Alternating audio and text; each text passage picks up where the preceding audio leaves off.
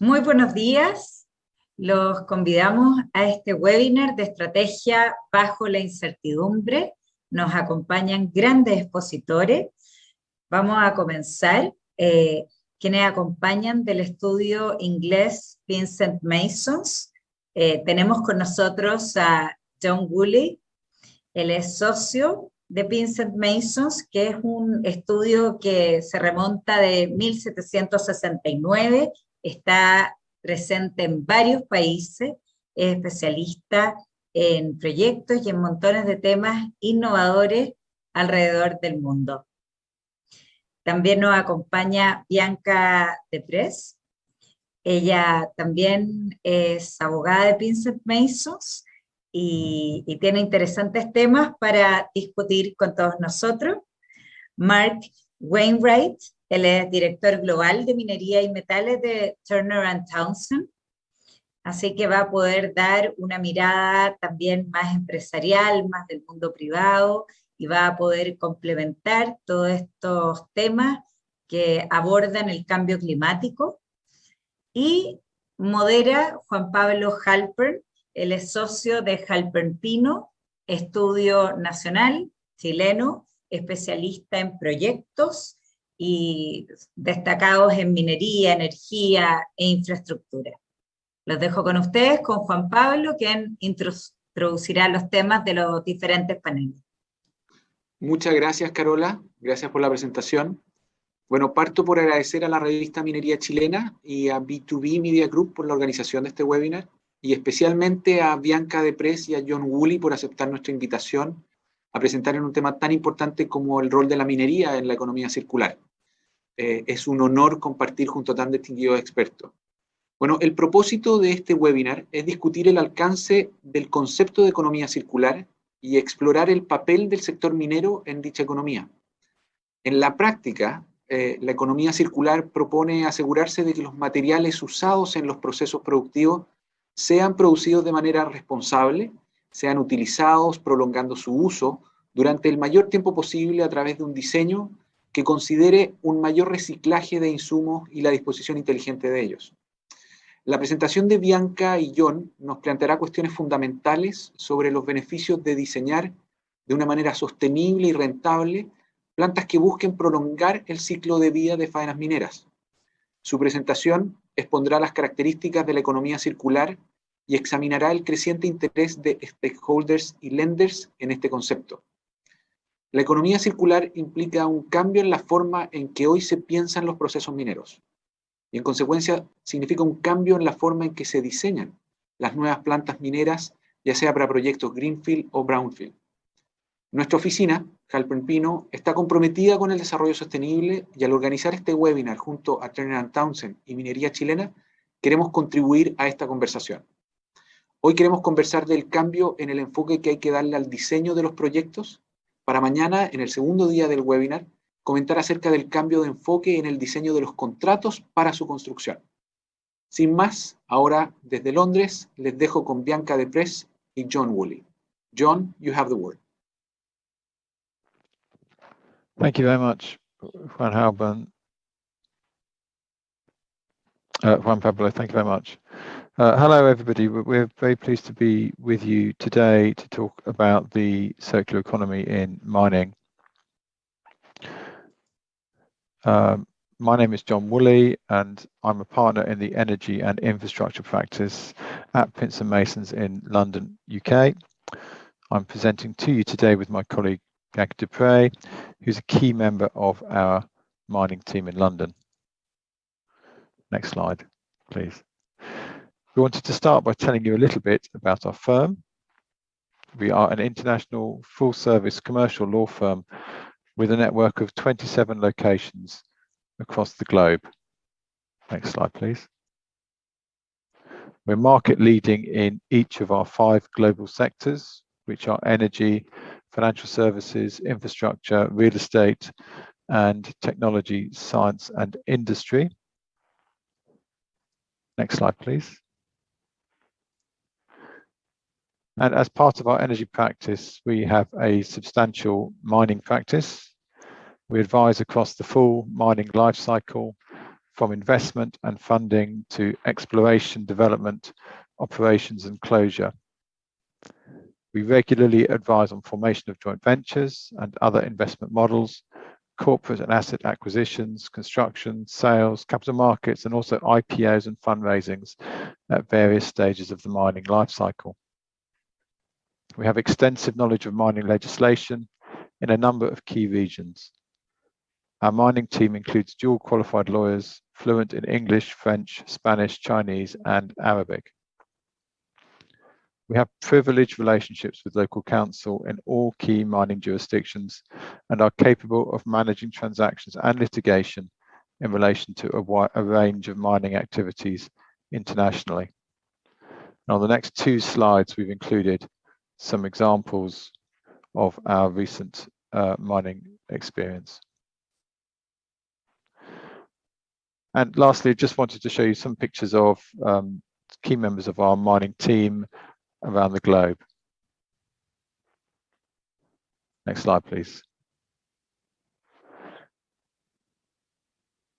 So in our talk today, we have split the talk into 4 sections.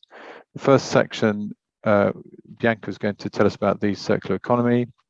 Then in the second section, I'm going to speak about energy transition and its connection with the circular economy in mining. In the third section, Bianca will focus on legislative and regulatory implications.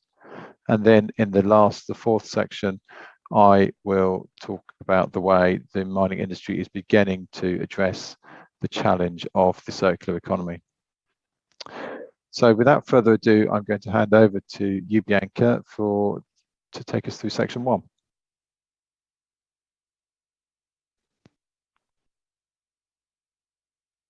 Thank you, John. So just as a starting point, I guess one of the big questions is, what is circular economy? So let's just start with the premise that initially the concept of circular economy scared of some in the mining sectors because it was thought that recycling would lead to less mining, minimization of natural resources. But the reality is that we're moving towards the energy transition, towards low carbon economies and future, and we will need more minerals and metals to assist us in the transition. So what is then circular economy? Circular economy is a concept associated with the ideas of closed loop systems and economy. So the first point I wanted to mention was designing out waste. So waste creates, as we all know, environmental issues. So the concept behind is to make sure we ensure throughout the mining cycles that we minimize the waste, or we recycle and then repurpose some of the elements we use in mining. For example, we might repurpose tailings or use above ground minerals as certain secondary sources, so such as, for example, backfilling roads, waste material, which can create other high value materials. And we might also reuse waters in a mining site. And then a lot of the material that we use can be repurposed in the production chain or elsewhere. Another concept of the circular economy is also regenerating natural systems, which means going beyond protecting the natural environment and creating a closed loop system. So once we are done with the mining production, one of the concepts is to rehabilitate and repurpose mining sites, which is essential for ecological recovery, biodiversity of mined area. And this will minimize the impact of an environmental effect. And the last point on the slides is the carbon neutrality. So we all know that mining is one of the largest carbon emission producers in the world. So we've taken action. So we need to take actions in setting up ambitious targets for reducing carbon emissions. So, and the mining industry can do its part. So for example, since 2020, BHP and Vale have been targeting a reduction of 30% in carbon emission by 2030s from the Paris agreements, and Rio Tinto is targeting as well 15%. So those are big changes that the mining industry is taking towards net zero carbon emissions, and much further will be taken out by players for 2050. And then when we talk about like decarbonization, we know we can move towards more sustainable sources of energy, like such as renewable energy. And that's one of my next slides when we talk about why mining is critical for this in the circular economy. It's because several of the technology that is necessary for a low carbon transitions required a range of base and precious metals, which will include copper, lithium, gold, uranium, rare earths, and zinc. And such as minerals are often used, for example, lithium is used in electric vehicles, copper in solar panel. So we know at the moment that the demand for a lot of these metals and for those metals will exceed like the amount that is used through recycling and repurposing. So even though we want to move towards more recycling and repurposing, we'll still need to mine a lot of the raw material that we'll need for the energy transition. So we'll still need to extract, but the issue is like the question is, how do we extract and how do we make sure we're sustainable? So I will let John talk about how metals and mining is leading the energy transition and the transition toward a circular economy.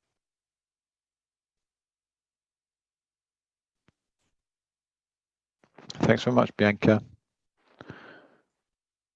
So moving on to this second section, we're going to look really into more detail about the elements of the transition. Next slide, please.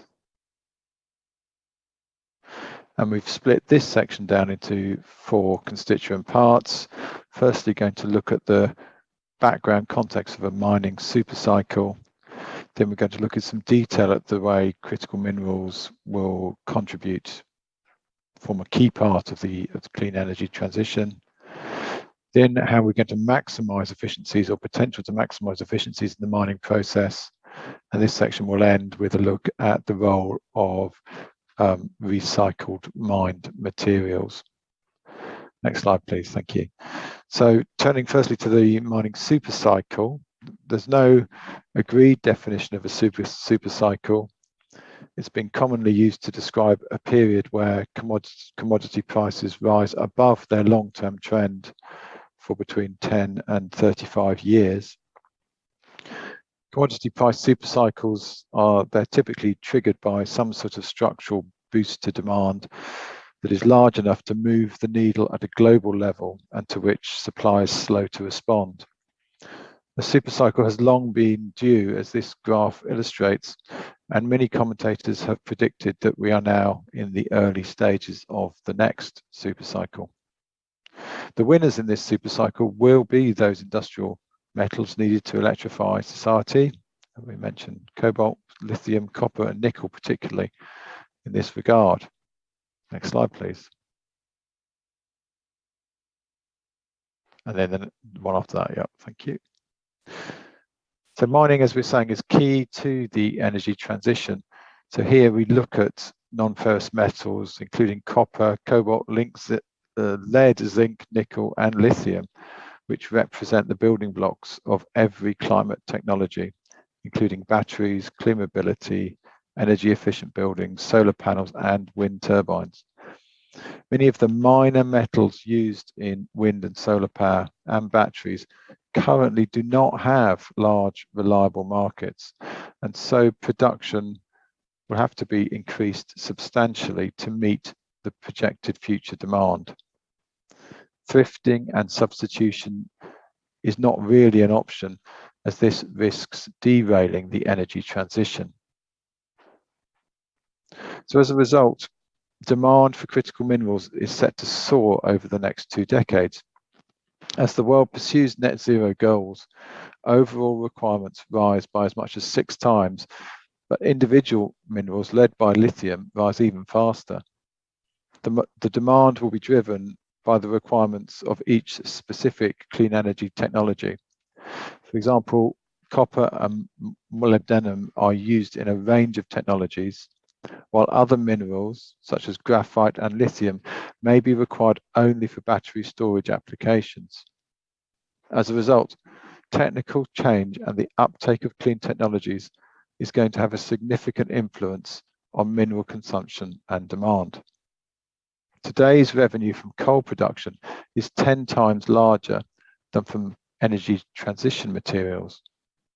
However, in climate-driven scenarios need to achieve 1.5 degrees, these positions are reversed well before 2040.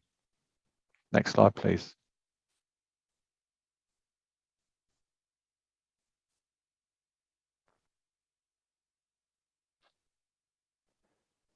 So there will be a significant expansion of the current rate of mining of key minerals. In order to limit global warming to 1.5 degrees C, the red lines in the graphs indicate the extent to which production of these key energy transition minerals will need to increase to supply the minerals to allow such transition. Today's investment plans are geared to a world of gradual change. An accelerated energy transition could quickly see demand running ahead of supply. Rapid, orderly transitions require strong growth and investment in mineral supply to keep up with the rapid pace of demand growth. Looking at the anticipated level of demand from new renewable technologies in a little more detail, solar PV, wind farms, and electric vehicles generally require more minerals to manufacture than their fossil fuel-based counterparts. A typical electric car requires 6 times the mineral inputs of a conventional car, and an onshore wind plant requires 9 times more mineral resources on a kilogram per megawatt capacity basis than a gas-fired power station. Since 2010, the average amount of minerals needed for a new unit of power generation capacity has increased by 50% as the share of renewables in new investment has risen. In a scenario that meets limiting climate change to 2 degrees warming, the share of total demand represented by clean energy technologies rises significantly over the next 2 decades. In this scenario, clean energy technologies would use 40% of global copper production, 60% for nickel, and almost 90% for lithium. Electric vehicles and battery storage have already displaced consumer electronics to become the largest consumer of lithium and are set to take over from stainless steel as the largest end user of nickel by 2040. Next slide, please. So we will need to maximize efficiencies in the mining process, and the anticipated increase in mining demand in the ways that we've been looking at emphasizes the need for improvements and efficiencies in the mining process, which in turn highlights the need to apply circular economy principles. There are potential efficiency improvements in nearly all stages of the mining process.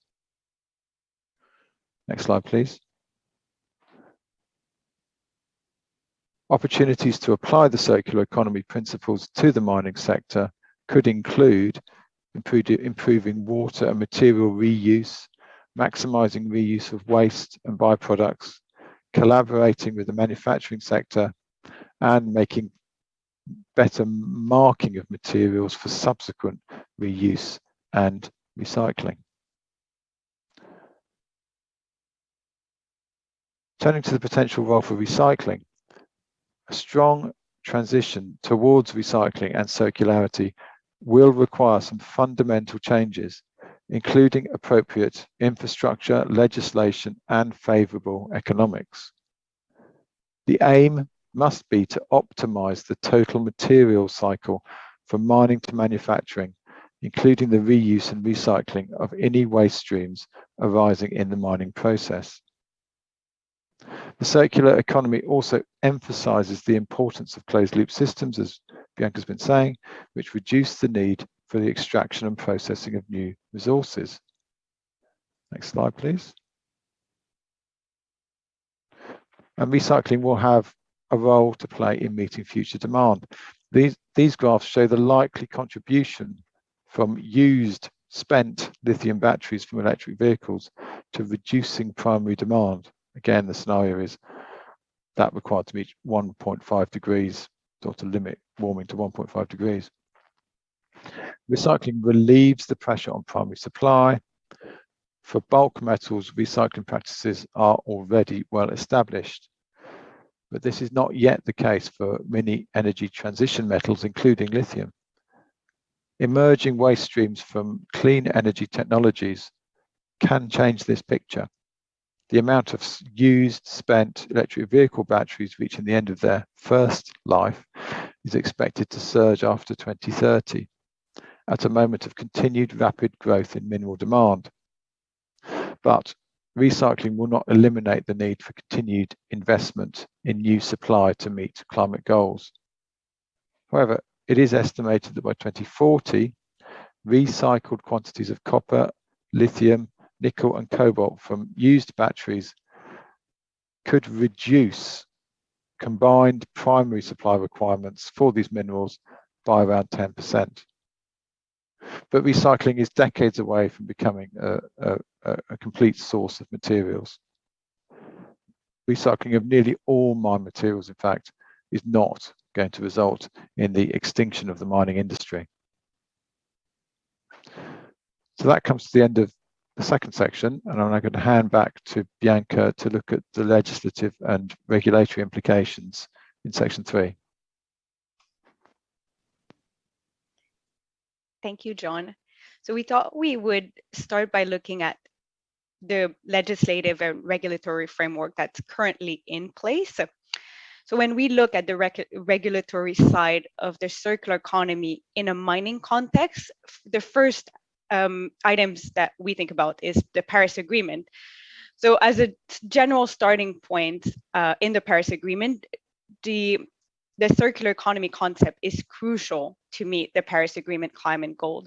So if we want to reduce greenhouse gas emission, we need to rethink how we use energy, how we manufacture, how we consume, and how we mine. So we know that mining, and as I said earlier, is a massive contributor of greenhouse gas emission. It is important to then consider circular economy principles, such as how we power mines, how we can introduce new technology to be more sustainable, and how we can recycle and repurpose, again, as I mentioned earlier. And then another items that we saw in our review was the EU Directive 2020. So in 2020, we saw the EU introducing a wide range of initiatives under the European Green Deal, which covers themes from the circular economy package, biodiversity, hydrogen, and sustainability. Again, there's no specific mining chapters in it, but there's a lot of items that could be translated into the mining industry. And if we go one step down at country specific, I will be honest, like none of the country that we studied introduced a truly comprehensive circular economy legislation in mining specific. But instead, we've seen some legislation on waste management, air and water pollution, energy consumption, land rehabilitation, restoration, but none of them have fully integrated a comprehensive agenda directed at closing the loop in the mining sectors. But we can still mention some good examples in Latin America. For instance, the Chilean government initiative in 2019. Under that initiative, the government agreed that any new tailing so they introduced a new tailing cleanup rules, this rules require that companies applying for new permits for any new mining project would need to address some of the abandoned tailing projects. So there's approximately 170 documented. So this would act as a compensation measure to offset any environmental impact that those projects would have on the environment. And then similarly, we saw in Colombia in 2019, Colombia as like the first countries in Latin America to adopt a national circular economy strategy. And in that strategy, it fostered a circular economy model based on durability, reusability, repairability, and recyclability. And again, it's not mining specific. More could be done in that regards, but we know it's like a step forward. Second items I wanted to discuss was what if none of the countries or massive international instrument that we saw have a circular economy specific to mining, what could be done and what should be introduced? So that's the next question we should ask ourselves. Let's start by tracking. So I suggest the tracking progress. So in order to make the case in the mining sector, we should establish a framework with specific circular economy trackers. This would show like the progress towards circular economy development, such as what we're doing to design out mining waste, how tailings have been repurposed, and the impact it had on biodiversity, or how carbon emission have been reduced by, for example, introducing hydrogen fuel trucks, or how effective a windmill has been at providing power on a mining site. From those data, we could then validate and revalidate any models. It would also be important to track across the value chain how we can improve efficiency and minimize negative externality, for instance, on the environment. So one clear example I can think of is lithium. So once we mine lithium, the next question we should ask is, where is lithium going and what is the purpose it will serve? Will it be used for battery used in mining trucks on mining sites? So that's one question to keep in mind. Then we should look at how mining cycle can direct policy making. So it's important to understand the various stages of a mining projects and to examine the alternative energy use and technology over an entire life cycle of a mine sites, and to manage any resulting environmental impact. So in other words, we need measures that would cover the full cycles of a mine, from exploration to production to closure, and then to rehabilitation and restoration of mining sites. And also we need to track the impact on products that are mined. So again, just to come back to the battery example, once we use the battery on, let's say on a truck on a mining site, what happens at the end of its life? Is it recycled? And then the final items on the legislative framework that we should consider is cooperation. So we know that cooperation at different level, let's say in interministerial, so the Minister of Mines and the Minister of Finance or the Minister of Environment can cooperate to facilitate the carbon reduction, but also the circular economy agenda. As an example, we saw the government of Chile creating a circular economy unit within the Ministry of Environment. And this unit also works with the State Economic Development Agency and the Climate Change Agency. And they introduced climate change roadmap and also opportunities within the circular economy concepts. We also need regional leadership. So for instance, Colombia and Chile can play a significant role in Latin America to set the example in the region. And finally, I would also say that we need industry associations, so to push and to cooperate on a circular economy agenda within the mining sector specifically. And I guess one other point I would add is that we need awareness in the sector. So strong awareness campaigns targeting the public, private sectors, academia, and any other key actors in the sector, which is critical to like persuade companies that circular economy will be competitive. And then finally, I wanted to look at the market incentives. So what are the market incentives out there currently? So green bonds is one example. So green bonds are standard bonds created to finance environmentally friendly or beneficial projects, so greener projects, in other words. Generally, there's several of those projects cover elements of the circular economy. So they would have renewable energy, energy efficiency, which includes efficient building, for instance. They would have sustainable waste management, sustainable land use, which includes sustainable forestry, agriculture, clean transportation, clean water. And then we can look at also access to capital. John will talk later about lenders, but we can have financiers, funds investing in cleaner, greener, more circular projects. Ability to hire and retain staff, so talent retention. Circular economy can be a key factor in hiring and retaining employees. It's important for the sector, such as like a sector like mining, to pay attention to what the next generation is looking for. And if we think about generation like the millenniums or generation X or Z, purpose and sustainability are key ticket items which the circular economy can cover. Free trade agreement is also another market incentive. So there could be more free trades incentivized if countries reach certain carbon emissions, carbon captures, or circular economy goals in the mining sector. And then finally, it's just important to consider losing market share if the actors in the mining sectors don't remain as competitive as other sectors. And circular economy can be one of the items to consider. Then I'll leave John to talk about some of the contractual risk allocation in the mining and the circular economy. So over to you, John. Thanks, Bianca. In this section, we're going to look at really a focus on the extent to which steps have already been taken to address some of the issues that you were identifying in the previous section. And we've looked at this from the perspective of mine developers, lenders, and the mining supply chain. Next slide, please.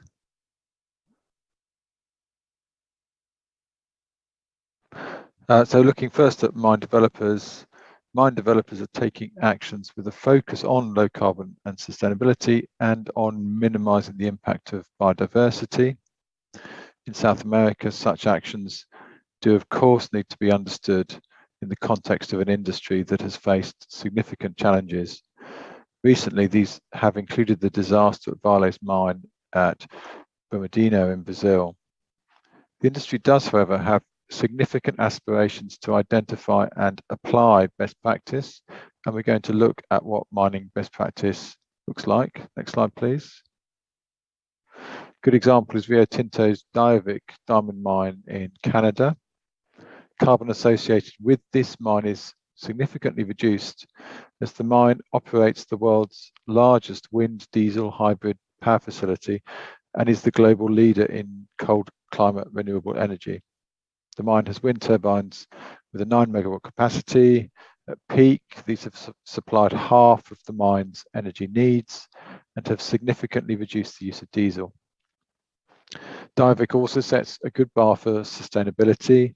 It has recently entered into an environmental agreement with local Aboriginal groups, which provides transparency and oversight to the local community, as well as setting standards for caribou and wildlife protection and for water use and fish habitat.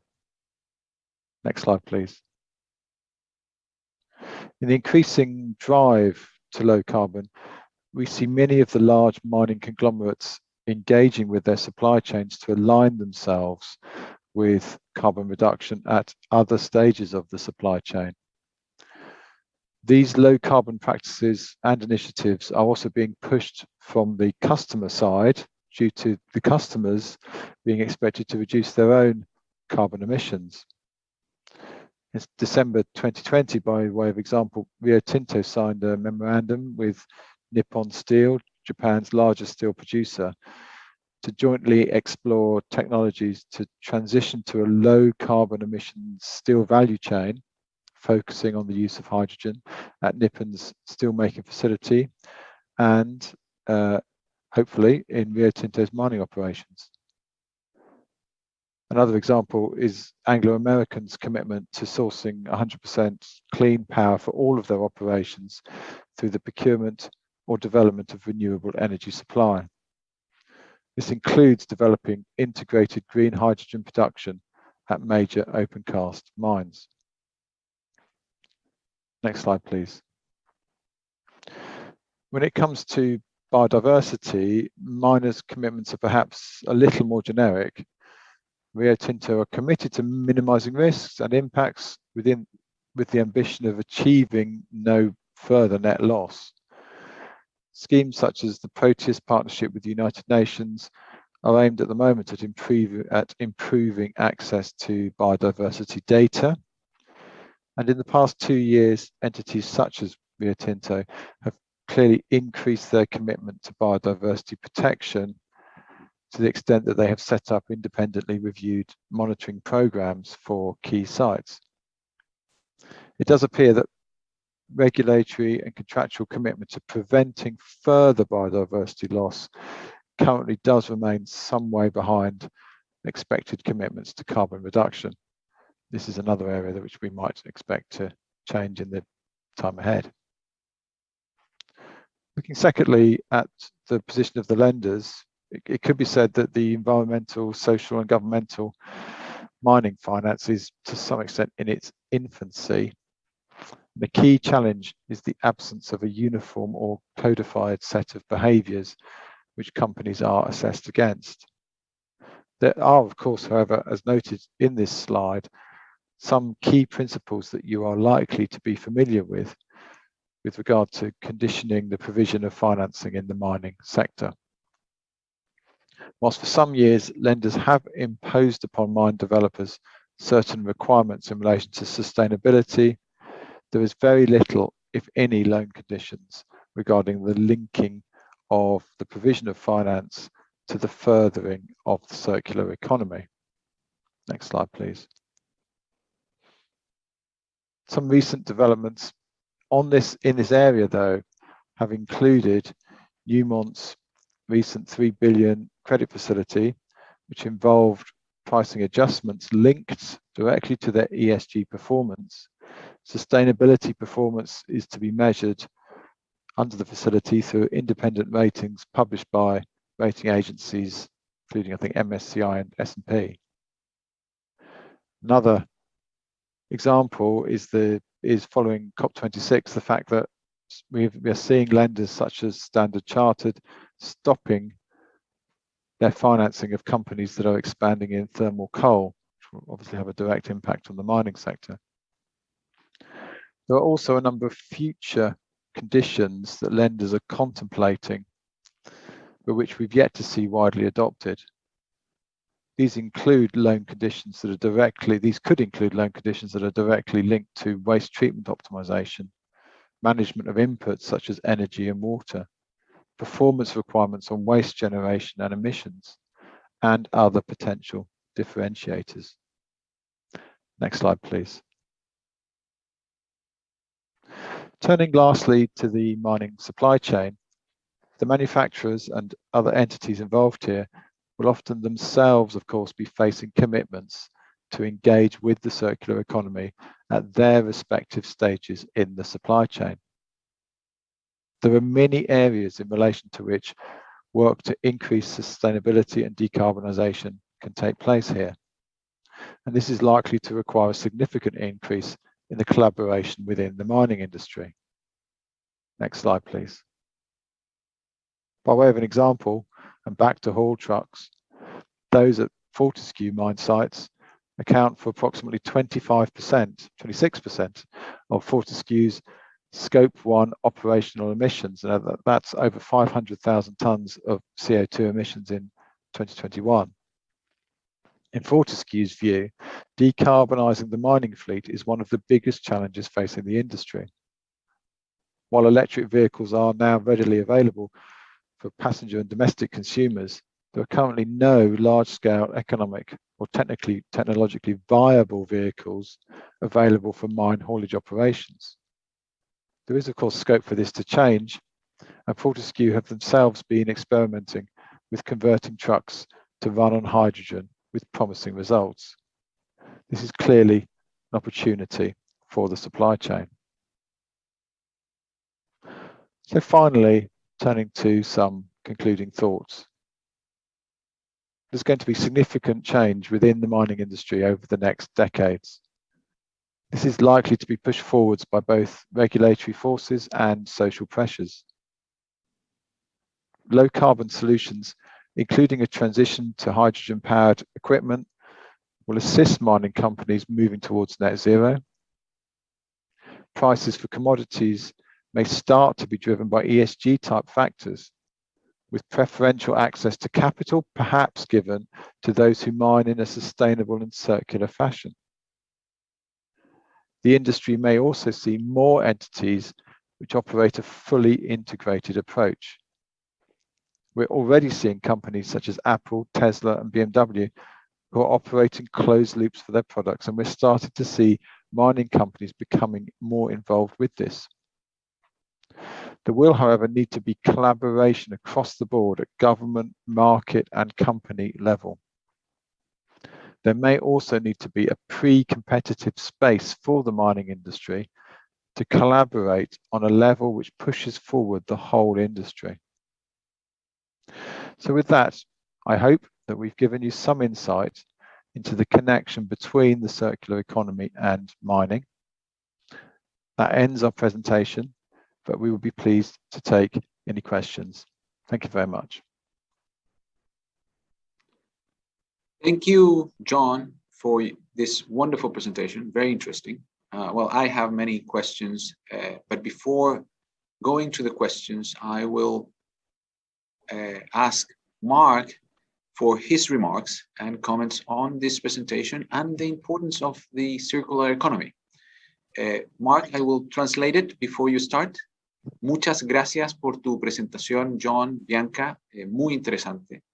La verdad es que yo tengo varias preguntas sobre el concepto y la aplicación, las regulaciones que se vienen en relación a la economía circular, pero previo a eso le voy a pedir a Mark que haga sus comentarios y observaciones sobre la presentación antes de pasar a las preguntas del público y las nuestras.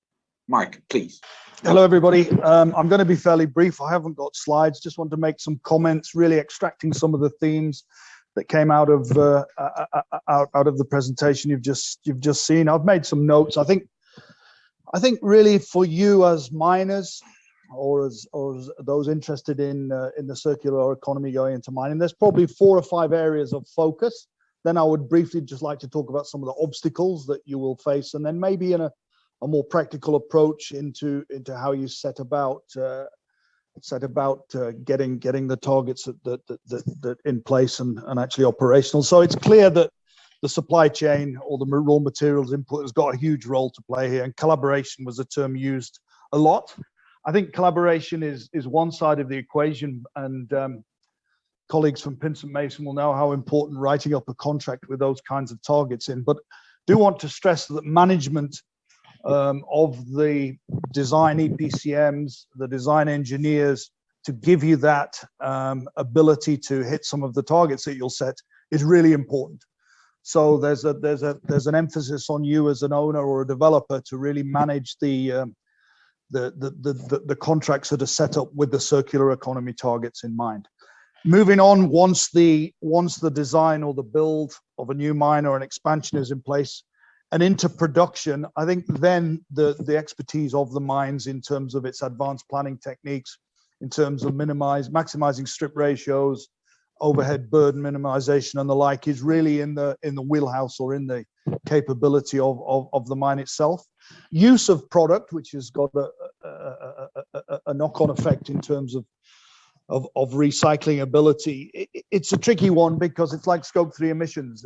It's a little bit out of control of the mine, but miners are becoming putting incentives in place in terms of usage to their customers, and obviously with preferable terms in terms of the sales. I think maintenance has a role to play here. Properly maintained asset will last longer, and therefore there'll be less waste, less need to recycle, less need to bring into play new assets, which create, again, potential waste and scrap. And then closure, mine closure or parts of asset closure is an area that's requiring a lot of focus because of the legislation. And we're seeing a lot of repurposing or rethinking about the asset. You know, many of you will be familiar with tailings dams that have solar panels on top of them as a means of repurposing and producing renewable energy. So those are the focuses, really, I think that you as an organization and representatives of an organization should be looking at. Regulation was mentioned. The the ICMM is doing a lot of work to standardize the legislation, but I think Bianca's point is right, that there isn't quite the push on the circular economy that there needs to be, but it will come. And the playing field will be level, so we need to get ahead of it. Environmental awareness in terms of the supply chain and the client. I think the consumer will determine which products he buys based on the negative impact or the positive impact it has on the economy. So, you know, we will find, like we did with diamonds and the scare over blood diamonds, we will find consumer preference around those commodities that are seen to contribute. Finance, great presentation from John in terms of some of the financial implications and ways of really making sure the project or the mine returns are in place is going to be important, because all of this good work costs lots of money. Clearly, technology, the skills and the innovative approach that are required has to be part of the collaboration with the supply chain, but also has to be an internal drive in the market. How, and I'll finish here, how do you set about that? Again, some of the themes that have come out of the presentation are clear. Got to measure what your operation, your build, your development is really contributing in terms of its either emissions, scrap ratios, all of the things we're trying to eliminate. So you've got to start with a baseline and then build a target. What can we realistically get out by when? We believe as an organization that many of the targets that have been set by the mining houses, whilst great, there needs to be a level below, a route map, as you, if you will, of what actual projects are going to go into place. And then the management of those particular exercises are designed to enhance the progress towards a fuller circular economy. So it will take a while, but there are practical steps that are going to place within those four categories, using a very structured programmatic approach to or systemic approach to reducing waste, to enhancing reuse of assets and reuse of natural resources, contributing therefore to the overall push for sustainability, of which, as you know, the circular economy has a role to play. I hope that brings a little bit of detail into within an hour into where your organizations need to be headed. Thank you very much, Mark. Very good remarks. You were able to summarize the whole presentation within a few minutes and show the key points. Now we have several questions, and I will start with the first one is related to, well, you pointed out the benefits for the mining industry of other industries going green.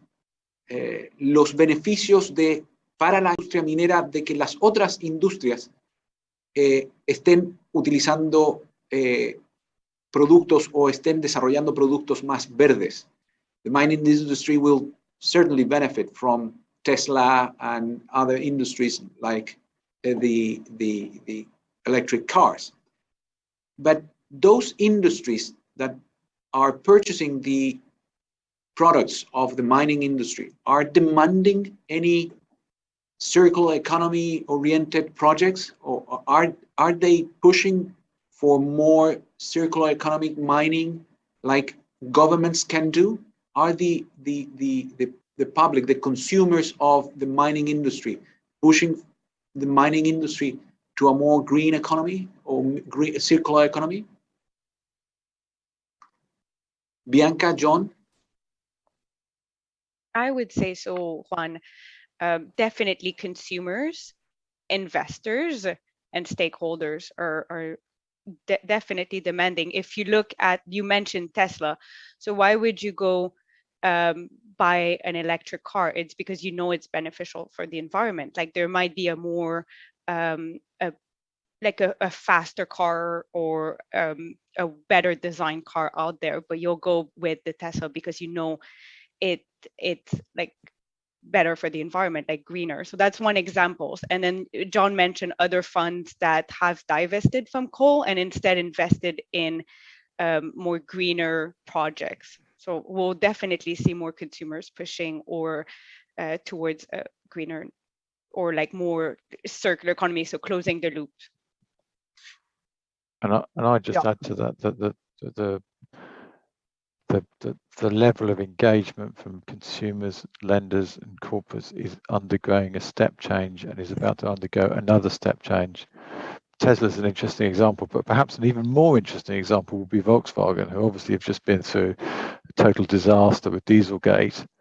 If bad behaviours were found on cobalt mines, that cobalt going into their electric vehicle batteries, that they cannot afford another disaster of the size of Dieselgate. It's got to all work well now. So where they're going to get their cobalt from will be, and the way those mines operate, and the way those mines treat the communities in which they're situated, and engage in the global community for carbon reduction, biodiversity, minimizing biodiversity loss and everything else will really, really matter to Volkswagen. And as you can imagine, and they won't be the only one, although there is obviously a particular example there. Well, you covered how consumers and industry executives can push for mining being more involved in the circular economy. And one of the questions from the public is, how can we, as project lawyers, positively influence to orient projects towards circular economy beyond the legal requirements? How we lawyers play a role in this new trend, this positive trend. Bianca, I know this topic is very important for you, and you have your heart put it on it. So can you tell us how can we project lawyers can influence? Yeah, no, Juan, absolutely. I do love this topic. I'm very fascinated by it. But I do think it's also in the way we'll draft contracts. It's also introducing new concepts of how we can finance project and how we can also come into agreements that will introduce some circular economy concepts. And then the step forward will be, of course, to push for policy development, either at an association level or regional or national level, and then maybe further on like international. And I would just add to that maybe one of the other things that we could do is, as project lawyers, we're not all just involved in mining, and that many of us have been involved in power projects, other types of infrastructure projects, where we have seen increasing requirements for environmental and social responsibility, for engagement with local communities, and that can translate into the mining sector. Excuse me.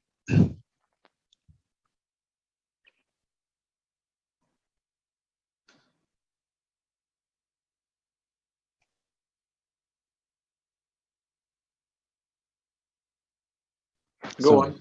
Apologies, and that can very much be applied to the mining sector as to the skill set that we've acquired in other types of projects. Well, as you mentioned, Bianca, I think lawyers can advise on these new alternatives in the contract drafting, not be so conservative and traditional, and think of new delivery models who will fit better for the circular economy projects, designs for being more sustainable. So contracts that will approach this in a better way and not as a limitation, as a good alternative.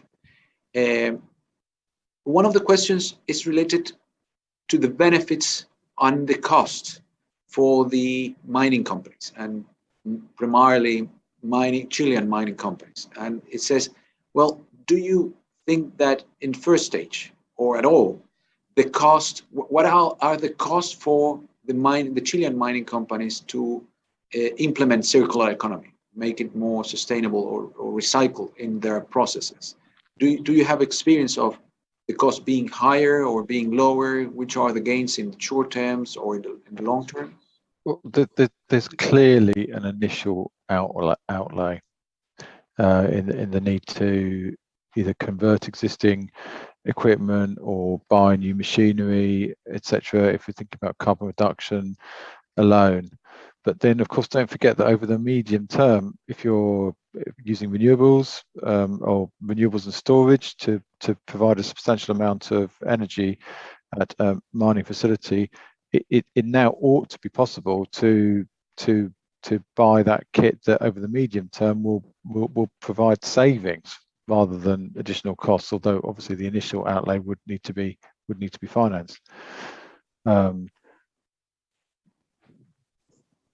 Perhaps I can add, Juan, I mean, some of the technologies that we see in play are not as efficient yet, but they will be, that's for sure. So that the business case around green hydrogen, you know, is still up for grabs, although there's a lot of development on there, and it's going to be very marginal. I would only add and say the cost benefit is almost, I won't say irrelevant, but it's going to be in a position where this is business as usual.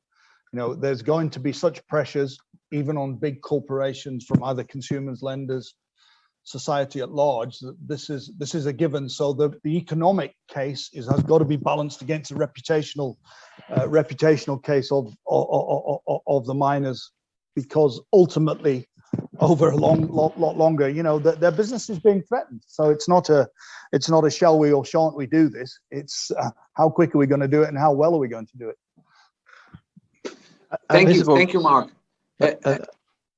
I'll just add in there that this is also what we're trying to pick up on in the space for a non-competitive space. There's space for the industry to get together, and there's potential savings across perhaps different industry players, or even participants that normally compete with each other to buy products and equipment in these new sectors, or to invest in the development of such products together in order to enable joint savings or joint efficiencies.